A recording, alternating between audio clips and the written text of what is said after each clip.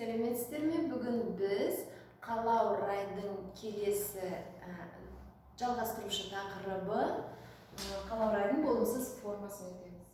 Сегодня у нас отрицательная форма, желательное наклонение қалау рай, который есть в казахском языке.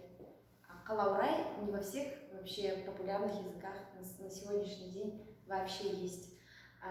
Утвердительную форму мы прошли с вами отдельным уроком. Сейчас у нас отрицательная форма, то есть мы не всегда хотим что-то сделать, мы наоборот не хотим что-то делать. Не хотели, не хотим, не будем хотеть. Сегодня мы рассмотрим все времена, самые распространенные данные отрицательной формы. Для того, чтобы сделать отрицание, нам основной глагол, то есть это действие, которое мы хотим сделать, менять никак не нужно, он будет дублироваться, так же, как в утвердительной форме қалау рай. Мысалы, менің, а вы уже помните, что в этом предложении нет подлежащего. Менің барғым. Өткен шақ. Келген жоқ. Я не хотел идти. Осы шақ және келер шақ, которые образуются одинаково. Келмейді.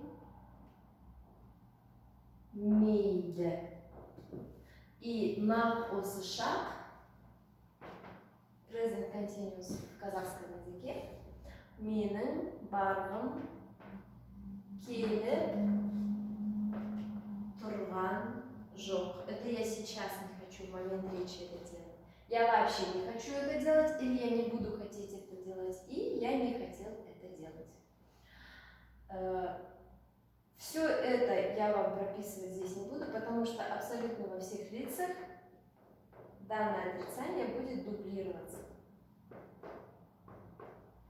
А в первом глаголе, в основном глаголе у нас будет все так же, как в утверждении. Давайте запишем примеры. Сенің оқығың. Келген жоқ, ты не хотел учиться. Келмейді, ты не хочешь вообще учиться или не будешь хотеть учиться. И келіп тұрған жоқ, ты не хочешь учиться, только сейчас. Вот сейчас я не хочу учиться, потому что у меня температура, или потому что у меня кашель, какие-то симптомы странные на самом деле. Или потому что я просто устал. Және сіздің жаз, у нас все виды деятельности какие-то связаны с университетом. Не хочу приходить, не хочу читать, не хочу писать.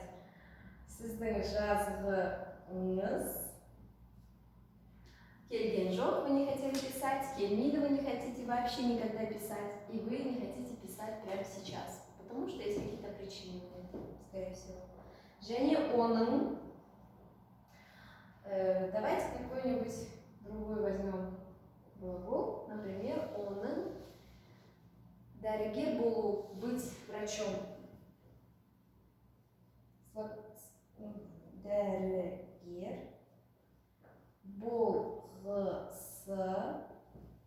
Келген жоқ, он не хотел быть врачом, но стал, по всей видимости.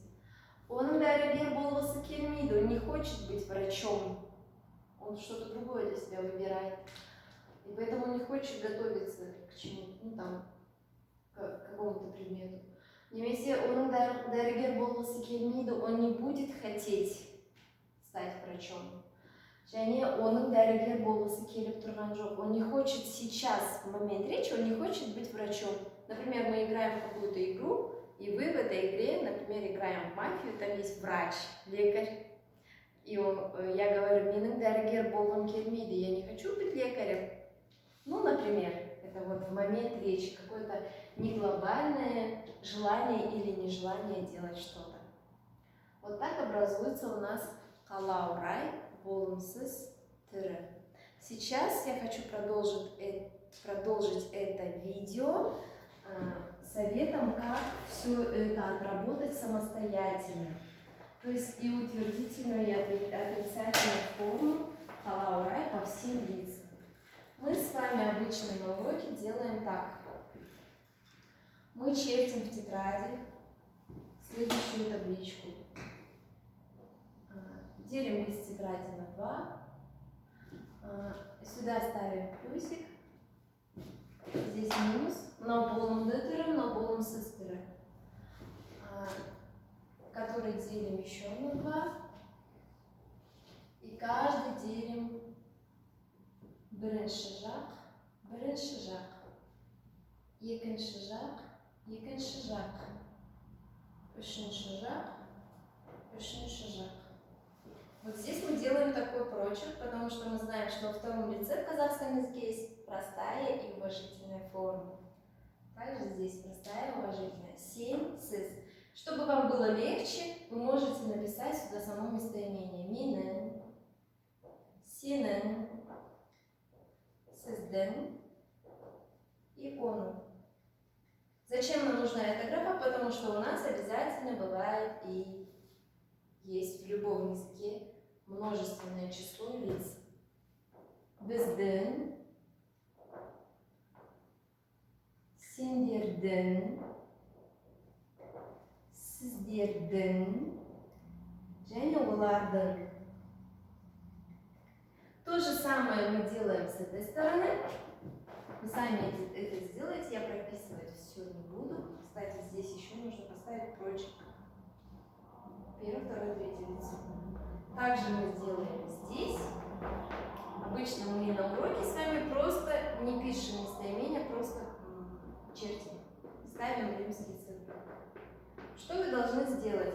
Вы нарезаете себе несколько карточек, ну, штук 20, чтобы вы хорошо отработали данное наклонение.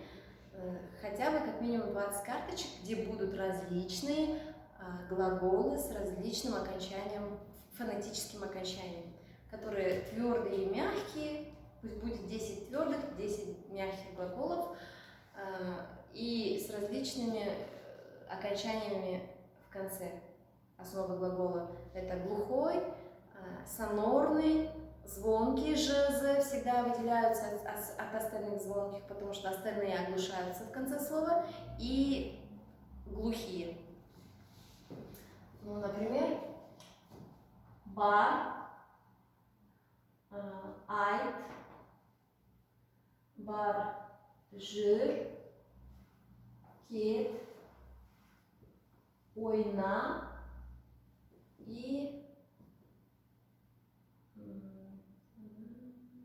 пусть будут вот эти. Еще сюда не хватает один вариант, мягкий, который на глаз заканчивается. Не всегда можно придумать сразу на ходу, найти какой-то нужный фонетический вариант слова.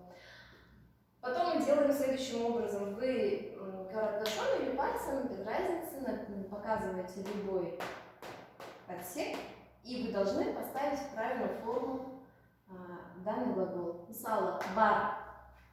Сендердің барларың келеді. Сендердің барларың келмейді.